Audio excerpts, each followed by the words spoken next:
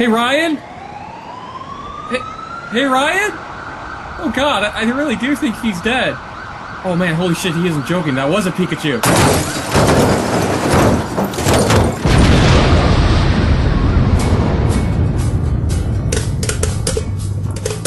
Well, we're recording, and I don't have any news stories at all, so if you just want to do a casual cast, I can just Fuck yeah, after today's work, fuck yeah. Yeah, I'm drinking Is Randy Pitchford, does he still work for Gearbox, or did he lose his job with Borderlands? Yes. And the thing is, I actually like Randy Pitchford. His job is to hype up his games. It's not really his fault that his games suck ass, and he knows he's lying, but that's why I say he's probably got to be like a drug addict by now, because he's had Duke Nukem Forever, Aliens Colonial Marines.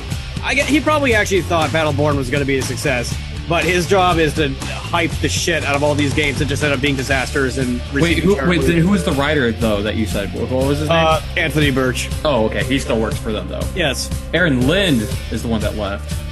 Aaron Lind. I don't even know who that is. He's another writer for. It was Battleborn's lead writer, I guess. But yeah. See, that's the thing with Gearbox's writing is, I think like with Borderlands 1, they're like, oh, this kind of works, and then Borderlands 2, they just dialed it up to 11. And for that one game, it worked. But the more they do it, they just keep trying to dial it up more and more and more with all of their follow-up games. I think Gearbox thinks that they have a fan base like Blizzard's fan base where they just buy anything by Blizzard. But I don't think anyone buys everything by Gearbox just because they like Borderlands. Like, because everyone kind of knows everything else except for Borderlands by them sucks. Well, even Borderlands 1.5... Borderlands 1.5, I think, wasn't even made by Gearbox completely. But it had their writer, like, in an advising role. And even God, Jesus Christ, it's not hard to see why Borderlands is the only like defender. Like, I don't even like Borderlands personally, but it's the only. They don't need to have good AI for any of their programming because everything is just levels and stats. That's why they succeeded at making that kind of game, and then they just had the goofy humor and all that. But every time they try to make a game where you actually need anything, they make like an actual shooter or an action game always sucks. If you play the Borderlands 1 and 2, you can see there's good things here, but they're not perfect games. But you can see why they're well-liked. There's, like, just shooting things and using the abilities and building the character. I played through the first Borderlands, and I didn't hate it. It held my attention. I just had no interest to play any sequels after it. And Borderlands 1.5, I think, made some good improvements, like giving you your characters their abilities earlier. Like, you get them at, like, level 2 or something. So the gameplay starts faster. Like, there's a lot of good things, and they've made smart choices with it. And I feel like if Gearbox really sits down, gets good people behind it, look at Diablo 3 and Torchlight and other games in the ARP genre, because I'll be completely... Borderlands is not a first-person shooter. It's an ARPG that controls like a first-person shooter. Yeah. So they need to look at successful ARPG games. Like I said, Diablo 3, also Path of Exile. Look at all those games. See what makes those games fucking good, and then build a Borderlands game around that. Make it casual and fun, not with like hardcore bullshit that, like Destiny does. Do not make Borderlands like Destiny, because Destiny like ripped off Borderlands, and they did it by trying to make it more of an MMO. And I think if they try to compete and try and do the exact same thing, it's going to be shit. Make Diablo 3, but with guns. Make it over the top. Make it flashy as fuck. Make you feel like a badass. Give you awesome destructive abilities. Give you crazy-ass guns, like a fucking rocket launcher that can shoot like 20 rockets and kill like 50 dudes all at once. Like, make the engine support a crazy amount of like enemies on screen at once and just go fucking psycho with it. So it's a mindless, crazy over-the-top shooter where you just feel strong as fuck as you play, and you constantly feel like you're getting stronger. And they probably have an amazing game. You're very passionate about this. You should write them a design document. And they're not going to do that. They're going to make Destiny. They're going to rip off Destiny, and it's going to suck. Enemies are going to have way too much HP after a while, just like the previous games. The game's going to get way too slow down and boggy. That was my biggest problem with all three of the games, is that there's a sweet spot. It's like level 10, between level 10 and 20. That's like a rough guesstimation on my part. Having never played Borderlands 2, didn't they like patch the game in a way where they made certain enemies way more grindy to kill? Oh god, yeah. Specifically, they added a new element type. It's a debuff. So you'd shoot them with like this oil gun and oil effect on them. They would take bonus damage. So basically, you would have to have a weapon. It didn't matter how much damage it did. You just wanted to have the oil effect with a really high proc rate. So you'd shoot them with that, switch to your real damage weapon, And then, yeah, you could kill the high HP monsters. And like I was saying, there's like a sweet spot. I'm just going to guess and say roughly it's like between like level 20 and level like 30 or something, where you have cool enough abilities, your abilities are working well enough, but the enemy HP isn't so fucking goddamn insane that you're able to progress at a decent pace. After a while, once you get to higher levels, enemies just like they have so much health, it is not fun anymore. Didn't they also add microtransactions? DLC. I don't know a lot about 1.5. I know for 2, there was quite a few. They were good DLC campaigns, I thought, except for Hammerlock's Hunt. That one was kind of lame. And actually, I had one of my favorite DLC campaigns with Torg's Explosion Fury or whatever the fuck it was called. It was basically Borderlands set in a wrestling, like, Attitude Era wrestling match. Yeah. And that was fucking awesome. And it was just over the top and dumb. And it was the best Borderlands writing ever. And that's probably... Is this the first one or the second one? Second one. It was DLC for the second one. And they had a couple of DLC characters, which was kind of lame, I think. But whatever. I don't know. I think it was like $10 or maybe $5 to pay for a whole new character, which seems a bit much to me. But I don't know if there was like microtransactions, as in you could buy extra skins or not. And I don't know about 1.5 at all.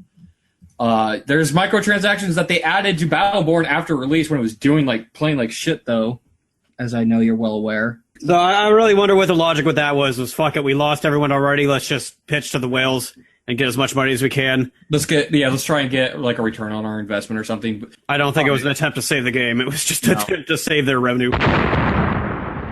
Welcome back to the Explosion of Happiness, episode number 41. It is July 14th. It is a Thursday afternoon, and we're pissed off because work was shitty. And so, nothing else new. It's a normal episode. We hate everything. And we're going to vent our hatred on video games. I'm your host, Ryan. And I'm your other host, Andrew. And in this weekly podcast, Ryan and I pretend that our lives are completely fine and that we don't constantly make shitty decisions while we talk about video games. That's right. Just an hour of peace and serenity. Except not really, but our brains think so. So let's get right into it. I want to talk about what is probably going to be game of the year. It's the greatest game, the best game. Jesus. It has like the best fucking game mechanics, like layers upon layers. Jesus. They're blended together perfectly. Jesus. Super intuitive, deep characters, a very amazing plot, and the best goddamn graphics I've ever seen. I am, of course, talking about Pokemon Go.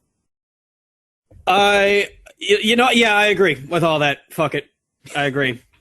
Yeah. Game of the year. The easiest way I can summarize how I feel about this game is it's like, it reminds me a lot about what I liked about Dragon Ball Xenoverse, except it's actually a decent game is there. Like, Dragon Ball Xenoverse is just shitty. It's all around shitty. But I liked it because of nostalgia. Pokemon Go is actually, like, fun to play, and I enjoyed playing the actual game. Plus, it's neatly wrapped up in delicious nostalgia. That and the free-to-play part of it actually is fine as long as you only want to deal with the collectathon-y side of it.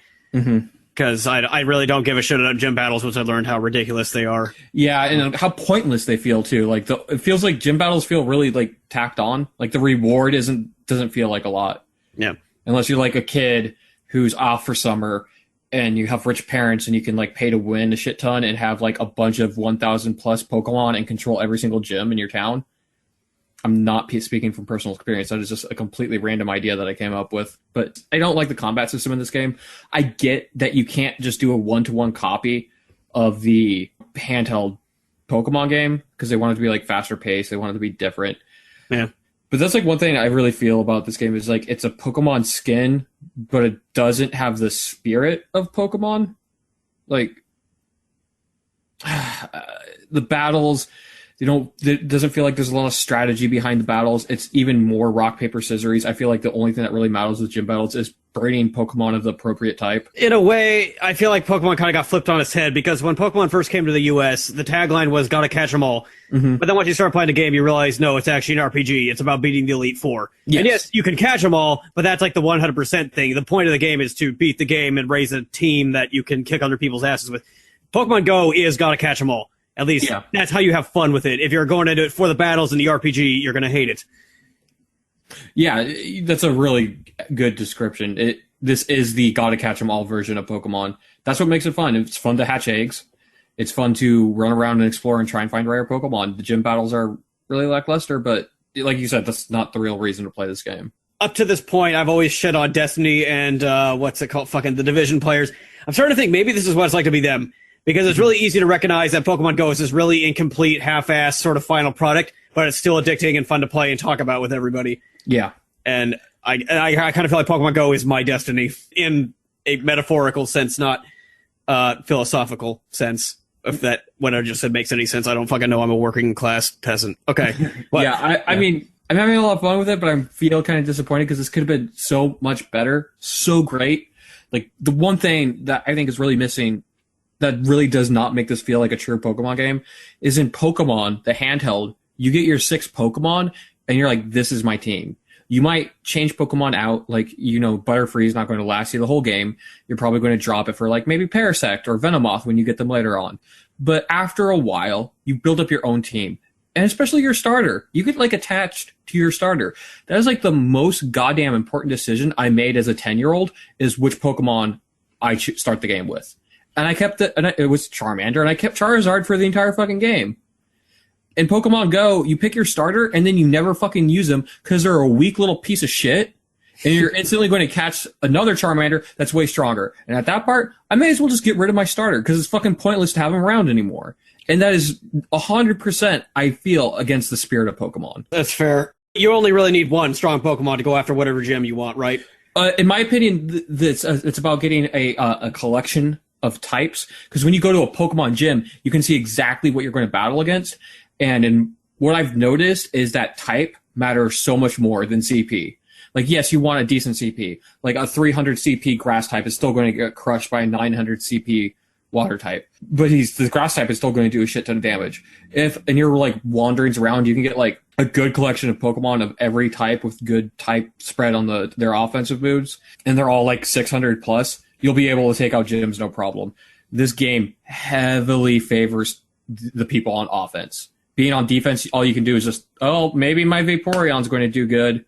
But then if I go up and challenge you, I can see you have a Vaporeon, and just be like, well, I'm going to fucking throw up my Gloom. My 500 CP Gloom, and he's going to crush your 800 CP Vaporeon. Okay.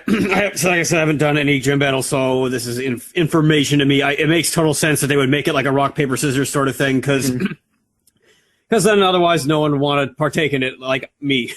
And right. It's smart because it means that, like, if I pay to win a shit ton and I get like a 1400 CP Dragonite and I'm like level 24, like, you could still come along, and as long as you have a good fairy type, you could still crush my Dragonite. Right. And then, yeah, I guess there's a little bit of social aspect to it. Like, you can call up your friends, like, you have a Jolteon, get over here, and right, whatever. Yeah, exactly. I mean, that's how me and my girlfriend play together. Real quick question. You're both evolving an Eevee, I'm guessing. Yeah. What do you have? I evolved 2 Eevees, and they both turned out Vaporeons, and I got really pissed off. Oh, you don't get a pick? No. It's random.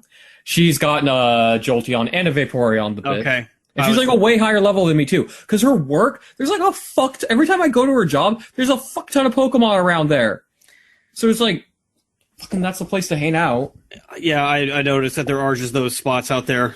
I have one after work every day I drive to and just sit in a parking lot for like 5 minutes and have like Pokemon of the day. It sounds sad, but it's actually kind of nice and pleasant after like days like today where I get out and you're like, fuck. Oh, Pokemon. Yeah, like when I get home, like I'll turn it on because like around my house, I figured out like there's 4 very exact spawn locations. So I'll check my app, and if it's like a Weedle or something, I'll be like, oh, fuck it.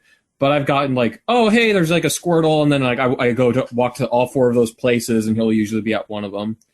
So it's cool to turn it on every now and then. I specifically just like, we've started walking everywhere. Like, oh, we're going to eat at this restaurant that's 2 miles away, and we fucking walk there. Wow. Well, not 2 miles, like maybe a mile, sorry. Like 2 mile round trip. I exaggerated a little bit. Kill me. That's still a decent, that you still walk 2 miles, so. Yeah, total. And it's fun, like the entire time I'm like checking my eggs, like, oh, it's this much longer until it hatches, oh my god. And the reason why we walk too is because along the way there's like a ton of Pokestops, so we hit every single Pokestop on the way. And then like, oh, there's an Eevee coming up or something, and we get like excited when like there's an Eevee at one paw print. The social impact Nintendo had with this game is incredible.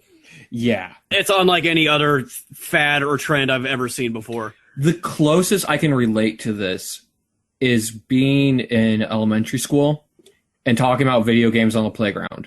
sharing like the secrets you get. Oh man, did you find the Dragon Crystal in Breath of Fire 3? It's right here. But it's like on a global scale. Like fucking everybody, not just your friends. Everybody is playing Pokemon Go. I think, like I said, pretty much everyone under the age of 40. And even if everyone's being impacted by the game one way or the other, even if they're being annoyed by it, it's... And what I find funny too is like even people that you put on a different level because of like their job in life, like specifically like police officers or firemen, you think of them like generally as like stalwart, very professional. They're still playing Pokemon Go because they're still usually the underage of 40. So they love Pokemon Go just as much as everybody else. It bridges gaps in ways that I've never seen before. It's amazing.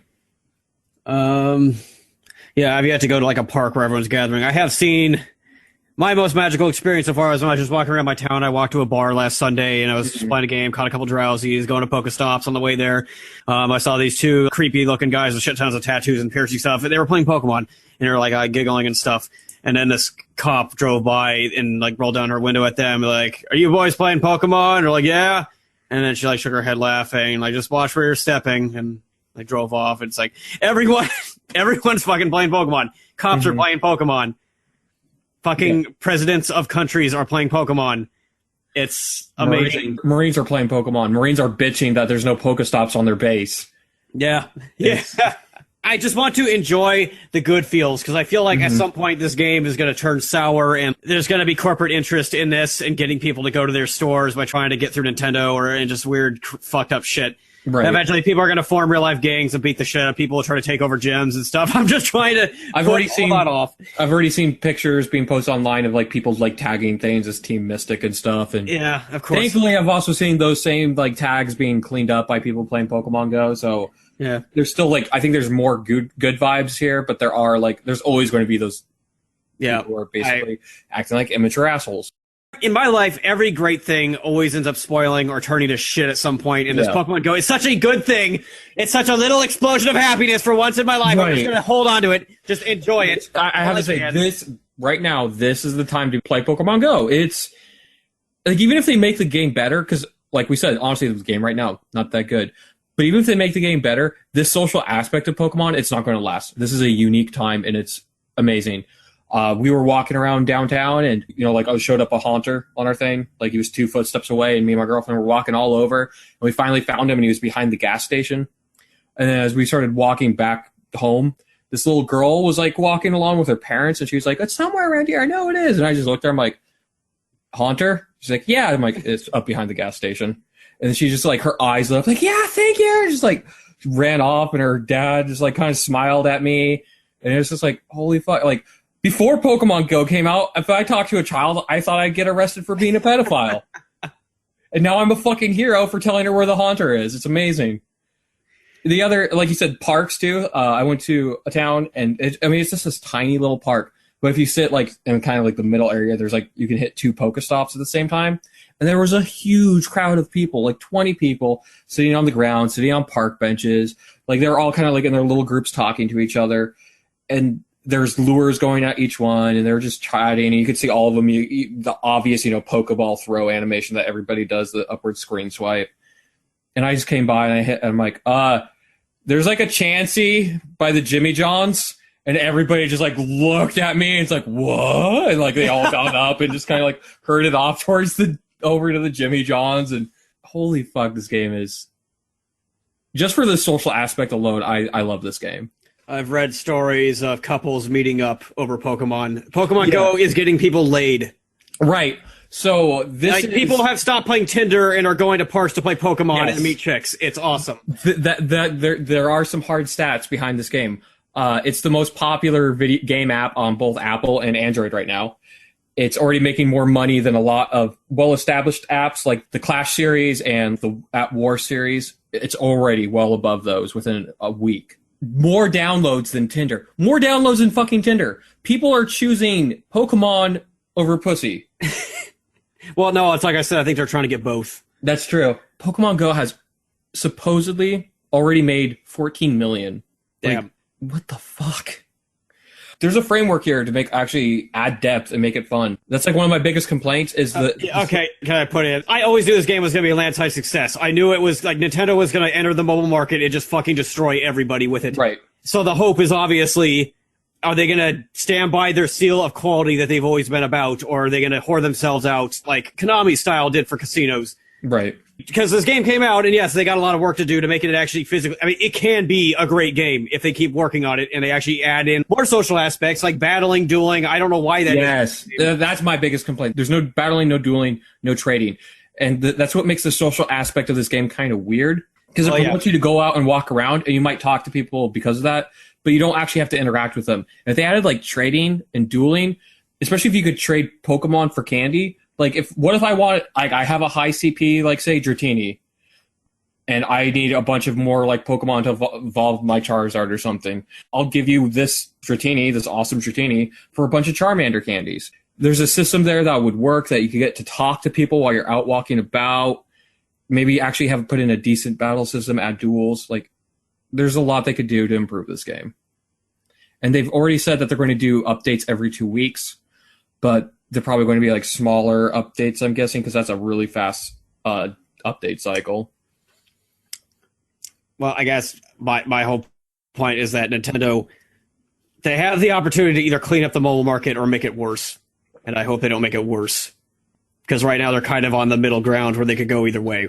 Right. They had a success. Now they can either do the right thing and make an even better game, or they can just microtransactions up the ass till they got everyone hooked. Right. Animal Crossing app, that one could be a total disaster too. And I don't mean disaster as in it's going to be a bad app. I mean, if they make a really good Animal Crossing app, that would be a disaster, and as it could destroy lives. Like, people would do nothing, lose jobs, because they just get addicted to Animal Crossing.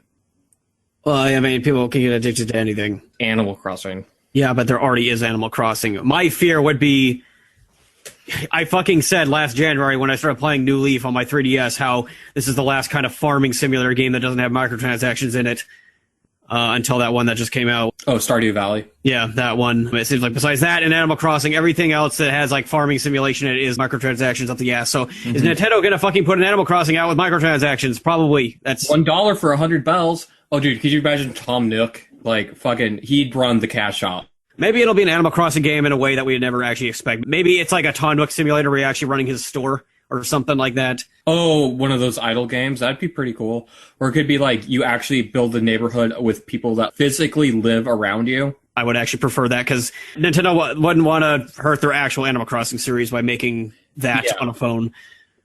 At least I hope that's the whole point. I hope the reason they're doing mobile is to get more people into core gaming, because when I was driving home today and I was thinking about how great Pokemon Go has been so far, thinking, oh my, this might actually be the tipping point where people just start abandoning consoles, or developers at least, once they realize how much more money's in the mobile market when it's done right or done with IPs that really help. Because I haven't seen, I know like Ubisoft and Square Enix are doing their mobile games, but there's been nothing as hugely impactful as this Pokemon game. Personally, I hope that means EA and Ubisoft will stop putting out crap on consoles and they'll just put crap on mobile phones where it belongs, and then the consoles will be reserved for good games. The Jim Raynor and Kerrigan dating app. That's what mobile phones are for, not if Blizzard, I can't wait. Blizzard wants to make StarCraft 3 on mobile, I wouldn't be opposed to that. Get that sweet Zerg booty. $5 for economy boost. Oh, could you imagine playing like actual like StarCraft 2 and in the middle of a match you could spend like $5 to get a ton of minerals and shit? Someone should make a use map setting map where you have like tabs or something where you can just like purchase things with fake money in game. It'd be like a DLC battle simulation. It'd be funny. Oh, that'd be great. I agree. I really think they can do good with this, and I hope they do. And I feel like if they're smart, they could use this as a way to get people to buy a DS and get Moon and Silver.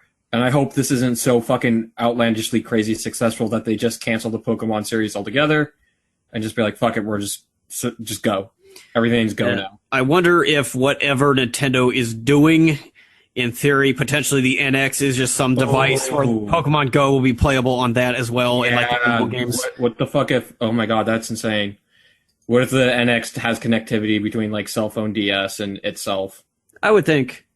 Like, I think that's what they're going to do. It's some sort of cloud thing that's going to have cross-play on different devices. The question is, what on earth kind of games is it going to be? I think it's going to be some sort of Steam-like service, I bet, or something like that probably just is playable on like multiple devices, maybe. I don't know. Again, episode 41. We've done 41 episodes of this podcast. We're still theorizing about the NX. Thank you, Nintendo. I love this thing. I can't. I think they're like saying they might finally announce it at the games conference next month. I think. Hopefully. God, please. Hope. Please. But anyway, I just one last thing I want to ask you personally. How many Pokemon have you caught? What level are you? I am level 11. I'm really close to level 12. My girlfriend's level 14. I'm caught 42 unique Pokemon. Okay, I'm level 9 on the verge of level 10. I've caught 33 and seen 34, so... What's a little bit more Pokemon Go discussion, but... well, now is the time to get it out of the way, because when you get higher, I've noticed this, like, right as I got to, like, level 11, you start encountering more crazy Pokemon that just fucking eat up Pokeballs, to the point that I have to go to this place that's, like, right next to my house that has 5 Pokestops, and just wander around there for like 20 minutes to stock up on Pokeballs every day. Instead of doing that, I could spend real life money and get Pokeballs. So I'm a little bit worried that the game doesn't pan out at higher levels like it should. I've seen like Ultra Balls and stuff, so yeah, my fear is that the really high legendary types are going to require that. I really, really hope that in order to get the like Moltres and stuff, you have to go to like an event, and at the event they give you an egg, and the egg's like something crazy like 100 kilometers. Yeah. I hope that Nintendo always allows the super expensive whatever the hell they're going to put in this game to drop at Pokestops, which will just continue to encourage people to be either really wealthy and successful or really fit. That way you always have an option. I've gotten home and like, oh, I have 2 kilometers left to walk on my 10-kilometer egg, and then I go out and walk 2 more kilometers. So it is promoting healthiness.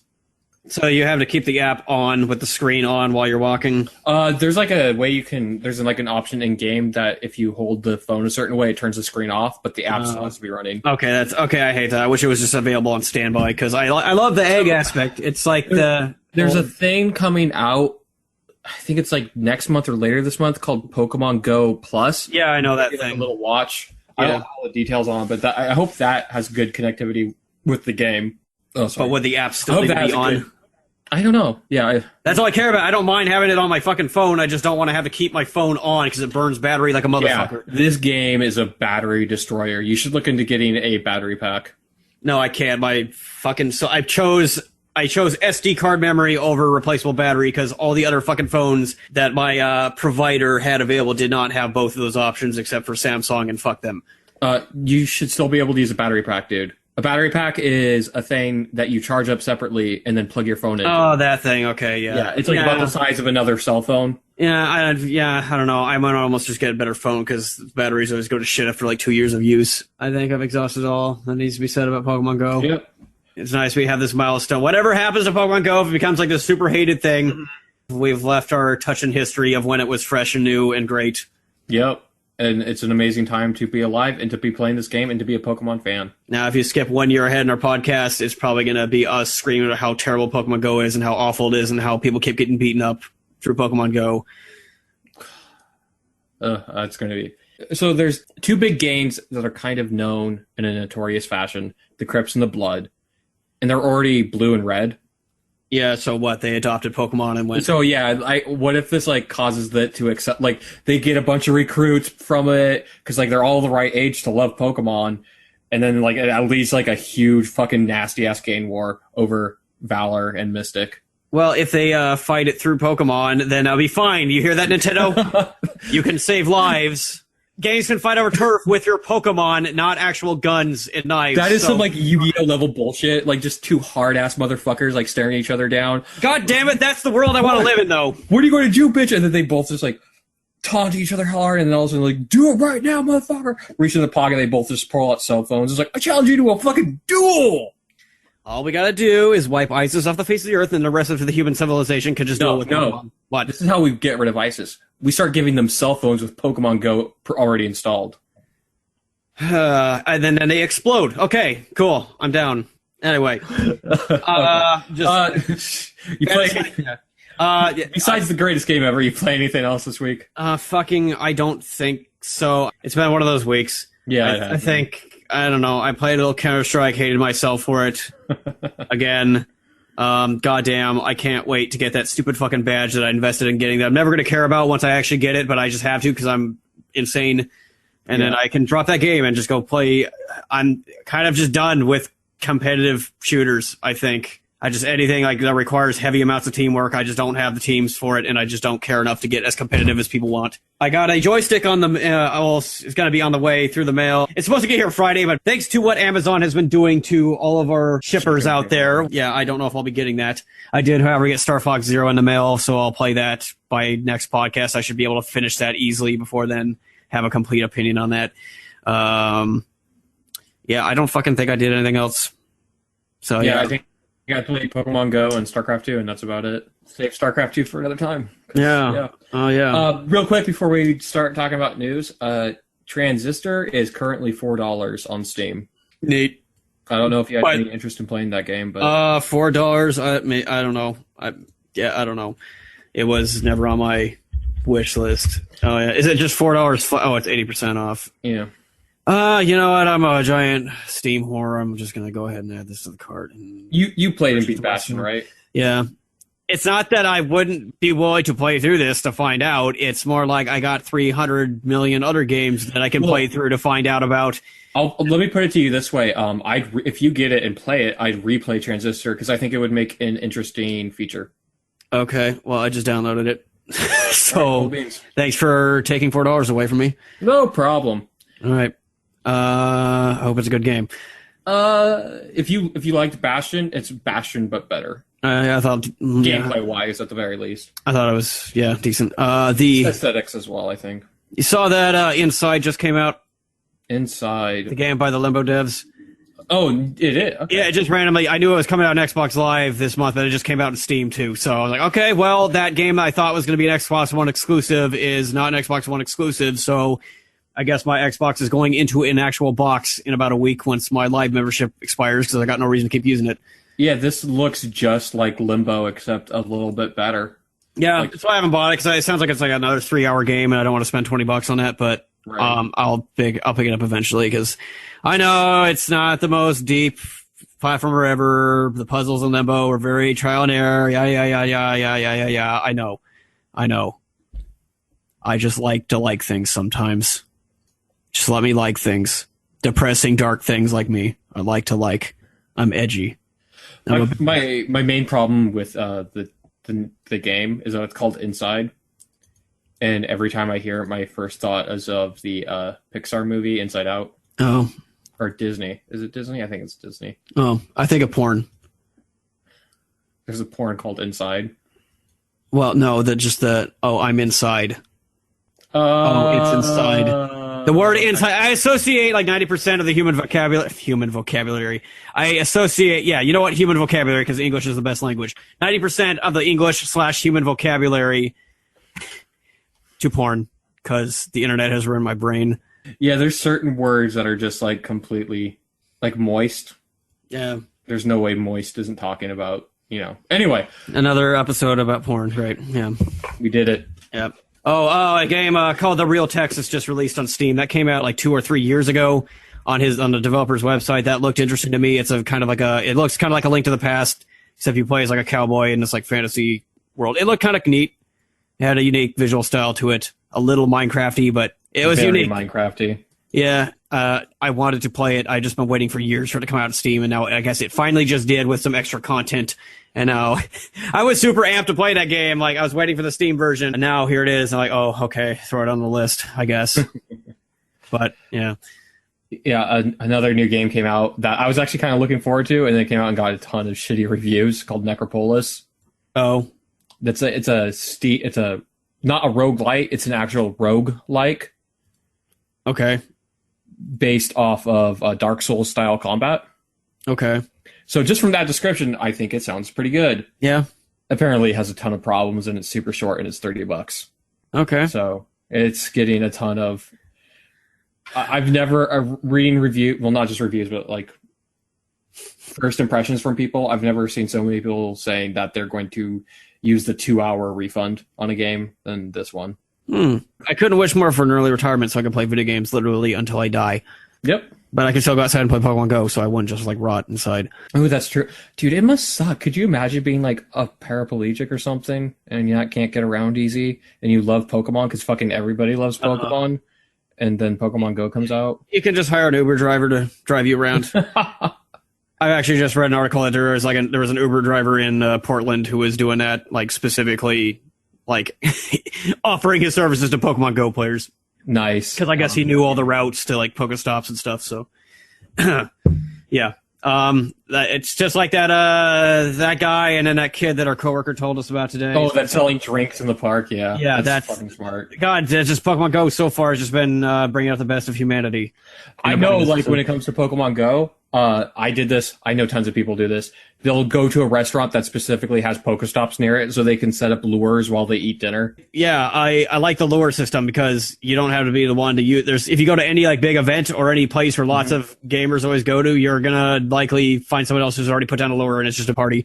Yeah, we went to that. We didn't even talk about the fun brewing event we went to last week, even though it's not gaming related, but it is kind of gaming related because the casual cast. Yeah, this is the casual. Yeah, yeah. Tell the story. Oh, God, that's right. So we're at this beer fest. You get these little 4-ounce pours, and they give you a bunch of tickets at the door, and you trade your tickets for little 4-ounce pours of beer. And it's there to, like, sample basically the best of the best. You know, breweries from all around the world are, you know, people either bring them in or the breweries themselves bring their own beer, have a keg, and they pour them right there for you. So you can sample the best beers. And let me tell you, there are some amazing fucking beers there. I love brown ales. There's a godly good brown ale. You get a little bit of a buzz going after a while, but it's mostly 4-ounce pours. You kind of pace yourself and enjoy the atmosphere, and you go talk with your friends. You don't really get drunk here. Ryan went to go get a beer to, you know, fill up his little 4-ounce cup, and out of nowhere, this asshole just sits down and takes his seat as Ryan's returning to his chair. And I look to him and I go, there's somebody sitting there, buddy. Oh, yeah, if he wants it, he can talk to me. I'm like, the dude's literally right behind you. Yeah, if he wants the beer, he can talk to me. Just slurring his words. This dude is just fucking smashed. He is gone. Slurring his words, can barely sit upright in his chair, and he's talking mad shit. And this motherfucker is wearing a Twitch shirt. So, right there, bam. That's Twitch in a nutshell. The only douchebag in this entire event, at least the one that made himself known to everybody, was also the only one wearing a Twitch t-shirt. Yep. Everything we have said about Twitch has turned out to be true. Like right after that, his buddies finishes his phone call. He gets up and he walks away. And he's so fucking smashed. He had to lean on his buddy to like walk out. Like even if you're a lightweight, to get that smashed takes a ton of work. That dude either pre-gamed hard or was rolling on something else. But the best part too is I'm pretty sure they got kicked out after that because as they were walking away, I saw security talking to each other and pointing at them, and then 2 security guards like followed after them into the distance. Their Twitch streamer kicked out of Beer Seattle. That's 0. Yeah, they're not gonna fight shit unless he like punched them out and like cops had to be called. I was just hoping he would have like some video logs. I just wanted to know what game he played. CS:GO. Oh God, yeah. If it was, I probably or League. He seems like kind of that League asshole. I know exactly how the conversation between me and him would go. Oh, dude, fucking share the story about the guy in arms race. That's fucking hilarious. Arms race. Yeah. It's common little flare-ups of like people with temper tantrums happen. It's always funny when the entire like the rest of the server just like mock the person. I don't know. I was just playing arms race and some guy started screaming at the end of a match that we picked the worst map and that's why he lost, and he wasn't bad. It was just the map, and then we all kind of started making fun of him. This is all over text, not voice. And then we started playing in the next round, and then again, the guy just started doing really terrible. Everyone kept killing him, and then he started accusing everyone of targeting him on purpose because he complained in the last game. So it was one of the worst cases of nothing is my fault I've seen out there. Just people like that are incredibly common online. It's ridiculous. Yeah, I noticed there weren't a lot of mic spammers last week because there was a big tournament. They were all watching Twitch. So it's a good time to actually play the game is when they're doing a tournament, and when you don't care about that shit, like I don't, then you can actually play the game and there's no fuckheads playing it usually. So, it was nice, and now it's probably going to be shitty again because the tournament's over. Thank you, Twitch. You brought so much. The attitude, the hardcoreness. I'm just... What I fucking hate, too, is I've been listening to like interviews from E3 and stuff, and people, they were talking to market analysts. Great. And people like game devs would ask the market analysts, what can we do to make our game draw in that Twitch crowd. Like, yeah. And people just naturally look me to sound like the asshole for like talking poorly about competitive esports. And I know I've even said in the past, like, it's great that games are like this big in the media now. But now it's just the farther we go with it, I'm just trying to think, video games just used to be a reclusive hobby.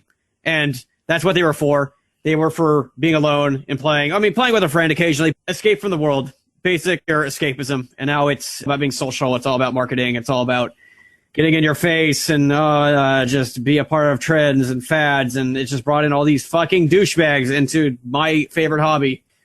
There's no way I can complain about this without sounding like a prick. It's just like the crowd of people who genuinely enjoy video games and are just like genuinely enthusiastic about all games, not just the 4 most popular ones at every given time, it's like becoming a smaller and smaller audience. And I feel like YouTube channels that are dedicated to restoring, discovering, and playing older games and like being educational and stuff like that are just taking up a smaller and smaller space. And now it's all about streamers doing crate unboxings and stuff like that. It's so fucking sad. The first person to do any of this, the first guy I can think of that started the online gaming like persona is James Rolfe with Angry Video Game Nerd. Yeah.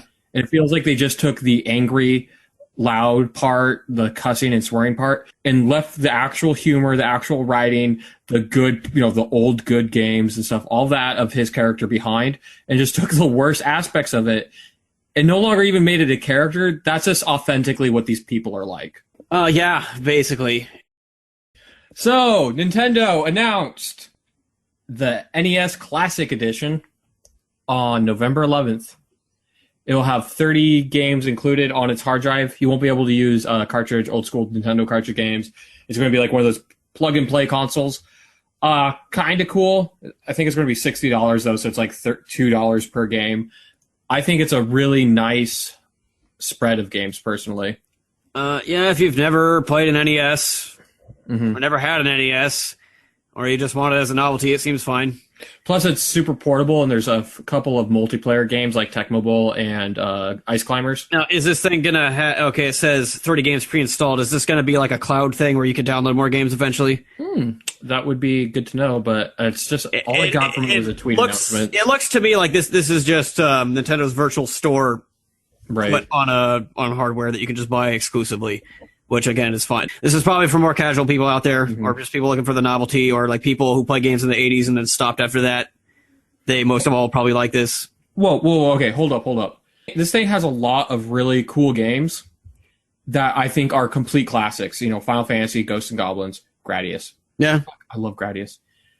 And then, I know this game. I owned this game. It has fucking Star Tropics. I hear nobody talk about Star Tropics. I never hear this mentioned. I actually fucking owned this game. You owned it? I owned it, yeah. I've heard of it, but only like on very rare occasions. It's like an old school Zelda game. It's like one of the most cult games out there, isn't it? Yeah. It had really fucking good, like if you want to hear good 8-bit music, play Star Tropics. It has some of the best Nintendo music ever. It's all right for a game. It's like, it's broken up into 2 portions. It has like a town portion, which is not good. It's a lot of confusion, a lot of talking to fucking every NPC, just trying to figure out what to do next to get to the next dungeon. But the dungeon portion of the game is a lot of fun. It's a lot like Zelda when you get into the dungeons and the exploration aspect. It has cool bosses. The story is out there. You're like a former baseball pitcher, I think, like a superstar that retired or something. Isn't this game on the 3DS? I think so. And it says it's on the Wii U, but it's an NES game, so I think it would be on the 3DS. Yeah, it's fun. But it's crazy to see it. What's fun about this game, too, is it's actually one of the first games to have DRM, because there's a portion halfway through the game where you travel around the world in a submarine, and something happens that causes the systems on the submarine to crash, and you have to reboot it, and literally Rob is your co-pilot. You know who Rob is, right? Yeah. Yeah, he's your co-pilot, and he tells you to get the code, you have to run the map underneath warm water, because when you bought the game, it came with a cloth map, and then you get room temperature water, and you dip the map in it, and then the fucking passcode would show up on the map. I remember being a kid and fucking doing that and losing my goddamn mind. And then I remember that map being destroyed and never being able to replay Star Tropics. I'm sorry, just seeing that game on there was a crazy nostalgia blast. Oh, this is a really good list of games. Yeah, it is. Like, if you were to list the 30 must-play Nintendo games, this is pretty much that list. Yeah, I mean, are there any you can think of that aren't on this list? Jeez, I don't. I mean, it's just. Yes. Drop Simon's Quest for Castlevania 3. Simon's Quest is actually kind of shitty. Okay. Yeah, I was gonna say, like, even like the third-party games on here, like the Capcom and Konami stuff. It's impressive that they got all this on there. Yeah, like offhand, I can't think of anything that should be on here that isn't. But I'm not a super big Nintendo, like NES connoisseur. I was still a sperm when it came out. So, Temco Bowl, by the way, I don't know how much you've played Temco Bowl, Tecmo Bowl. It is like one of the best sports games in just like a aggravating, shitty, I don't know what the fuck I'm doing, but I'm having a ton of fun kind of way. I just wonder if this release will have anything to do with the NX. I mean, this is the NX. I know. Oh, yeah. This. You want us to bring back the NES and the old school games? Here it is. Shut up. We're done. $600 for we're just making mobile games now. Suck our dicks. We made gaming great again. Now fuck off. And it's the most affordable console out there. Industry leading. That's right. Because it has these games on it. Graphics you won't see anywhere else on a modern console. Yeah. Do you have any other news? Fuck it, I don't want to talk about the Steam thing. So no. Okay, well, cool. Kind of. They announced a new hero for Overwatch. I don't care. It's Farrah's mom. Is she hot? I think their normal skin is her as an old lady, but she has a skin when she was younger, and yes. But what's weird about it, like the reason why I bring it up, what's weird about it is it's a support sniper where your left click damages enemies, but if you shoot your allies, it heals them. Well, yeah, she doesn't look that old. Okay, at this point, whoever's making characters for this game just knows they're just planning for the porn ahead. Mm-hmm. I wonder why they sued all the porn creators. Dude, I cannot wait for the mother-daughter lesbian. Oh, yeah, that's gonna happen. That's gonna be the most common thing out of all of it now. Even if you hate Overwatch, there's always something about it. Someone took something from Overwatch about it they like, even if it's just the porn. Yeah, Overwatch touched us all, and then we touched ourselves. Or maybe it just absorbed a whole bunch of douchebags that you don't like in your community and took it into theirs. How is Overwatch going? I haven't played in a while. Oh, okay. I've been playing StarCraft 2 instead. So maybe I'll go back to Overwatch.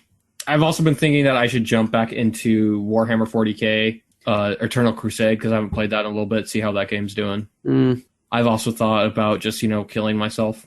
Oh, yeah. So if you've enjoyed this podcast or any of our podcasts, is it good to call it now? I just kind of jumped the gun there. Sure, I mean, I'm supposed to get a joystick in the mail tomorrow, and I'm hoping I can rekindle my love for flight sims with, like, Elite Dangerous and War Thunder. I hope so, because first-person shooters were kind of my thing for, like, the last decade. I'm kind of tired of them, and at first I was going to go to fighting games, but that just seems like another mountain of shit. So it seems like flight sims are pretty chill and relaxed, and people play them are sophisticated enough that they're not screaming over the mic constantly, so even if they're being douchebags over, like, Eve or whatever.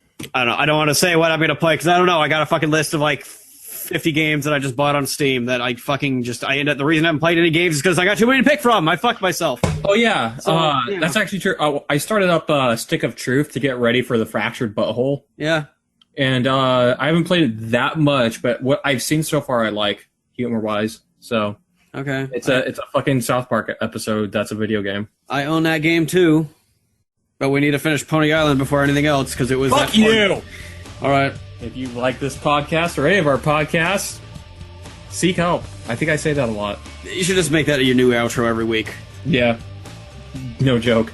Also, though, sincerely, thank you. Please contact us. We're lonely. We're looking for a date. Saturday night. In the park with Pokemon Go. Bring your cell phone. And candy. BYOPB, bring your own Pokeballs. Sweet. Hey, Ryan, where can they find our podcast? You can find our podcast on explosionofhappiness.com and the RSS feed on that site, as well as iTunes and YouTube. Also, you can follow me, Ground Tank, on Twitter. I'm directing the YouTube and MP3 version on my Twitter every week, because fuck it, more sources. Options are great, right? We love options. Yeah. Woo. Yay. Thank you for listening. Yep. And until next week, goodbye.